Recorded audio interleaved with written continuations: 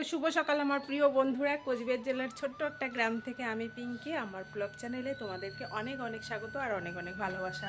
তো রান্নার আজকে কিছুই নেই, আর আজকে বরকে বললাম যে আজকে যদি মাছ না আনো তাহলে কিন্তু বিড়ালের একদমই খাওয়া নেই। ওর মানে 2 দিন থেকে ঠিক মতন খাওয়াই হচ্ছে না। কালকে একটু শুকনো মাছ দিয়ে ভাত দিয়েছি, সেটাই খেয়েছে, কিন্তু আজকে কি দেবো? তো আমাদের তো চলে যাবে। ভাত বসিয়েছি, ছেলে স্কুলে যাবে, ভাতের মধ্যে দিয়েছি আলু সিদ্ধ। তা আলু সিদ্ধ দিয়ে মনে হলো যে শুধু আলু সিদ্ধ দিয়ে খাবে, তো আলুটা সিদ্ধ করব আর সয়াবিন আছে ঘরে, সেটা রান্না করব। তো ভাবছি সয়াবিন আলুর তরকারি তো হয়ে গেল, তার সাথে একটা ভাজা করি। তো কি করি, তো গাছের একটা দেখো পেঁপে ছিল, কয়েকটাই আছে, ওগুলো ভালো না, আর এটা সব থেকে বড়। তো দেখো এই মাত্র ছেড়ে নিয়ে আসলাম, পেঁপেটা অন্তত পক্ষে 2 কেজি হবে। তো এইটা এখন ভাজা করব, সয়াবিন আলুর তরকারি করব, আর দেখি একটা ডাল ফাল করব।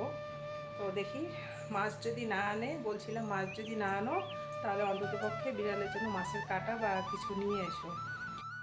আজকে আনতে হবে মাছ, না আনলে বিড়ালের খাওয়া আজকে হবেই না। মানে 2 দিন থেকে তো দেখছোই তোমরা, দুধ খাওয়াচ্ছি, ওই এভরিডে গুলিয়ে গুলিয়ে খাওয়াচ্ছি, আর সেগুলো আর কত খাওয়ানো যায় বলো তো?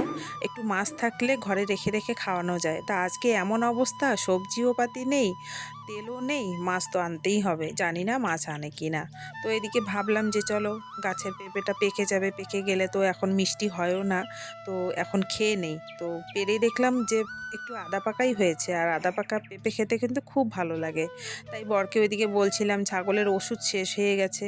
মানে একটা সংসারে দেখো কত রকম জ্বালা, এদিকে ছাগলের শরীর ভালো না, এদিকে বিড়ালের খাবার নেই, এদিকে মানুষের তো চলো কোনো রকম চলে যাবে, কিন্তু ছাগল বিড়ালে তো আর চলবে না। তো এগুলোই বলছিলাম, আর দেখো ওষুধ দেখাচ্ছিলাম, ওষুধটা শেষ হয়ে গেছে, আনতে বলছি ওকে। তো নিয়ে আসবে, এবার কতক্ষণে ওষুধ নিয়ে আসে, কতক্ষণে তেল আনে, কতক্ষণে বা মাছ আনে, আনলে তারপর হবে রান্না বান্না। আর এদিকে দেখো ছাগলটার অবস্থা খুব খারাপ, মানে বুঝতে পারছি না এই ছাগলটার কি পরিস্থিতি হবে, পেটে বাচ্চা আর এদিকে ওর এমন অবস্থা। তো চলে আসলাম বাড়ির পিছনে, এখানে আমাদের একটা শিমুল গাছ আছে, তো দেখি গাছটার থেকে ছাল কতটা তোলা যায়। তো ছালের রস করে ছাগলকে খাওয়াবো।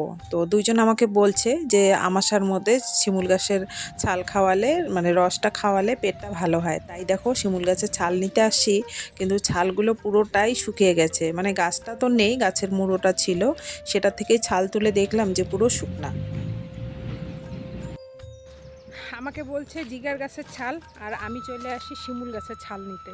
কীরকম মাথা মোটা আমি! তো জিগার গাছ তো আমাদের আশেপাশে নেই, তো খুঁজে দেখি আছে কি না কোথাও। যাই দেখি, যদি পাই, যদি খাওয়ালে যদি সুস্থ হয়। ওষুধ আনতে গেছে, তারপরও দেখি যদি পাই আর কি। চেষ্টা করে দেখি কি করা যায়।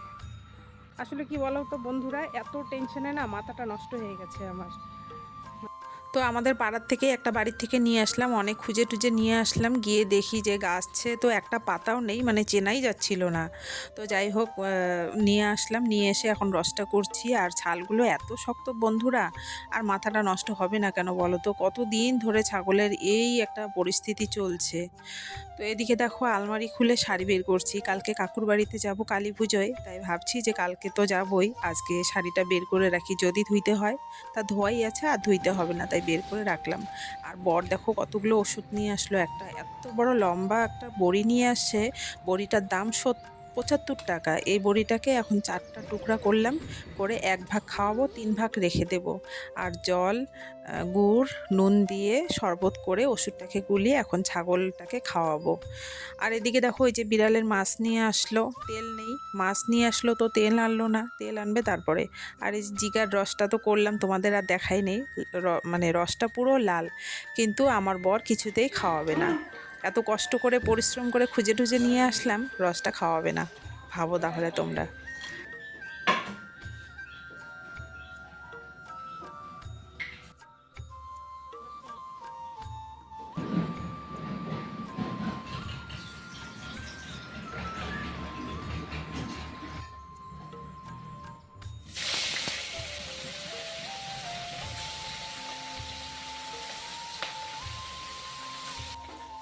আমাদের মতো গরিবদের জীবনটাই এরকম বন্ধুরা, যতক্ষণে আনবে ততক্ষণে সব কিছু, এর আগে আর কিছুই করার নেই। এই যে তেল নিয়ে আসলো, এখন মাছ ভাজা করে বিড়ালটাকে খেতে দিলাম। সকাল থেকে তো খুব কান্নাকাটি, এখন খেয়ে দিয়ে বাবু চুপ হয়ে থাকবে। আর এদিকে দেখো ছাগলটার কি অবস্থা, জানি না এর যে কি হবে, কিছুই বুঝতে পারছি না।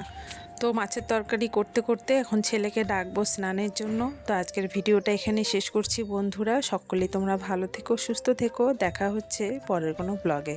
ঈশান আয়, 2টা বাজে স্নান করবি, তাড়াতাড়ি আয়।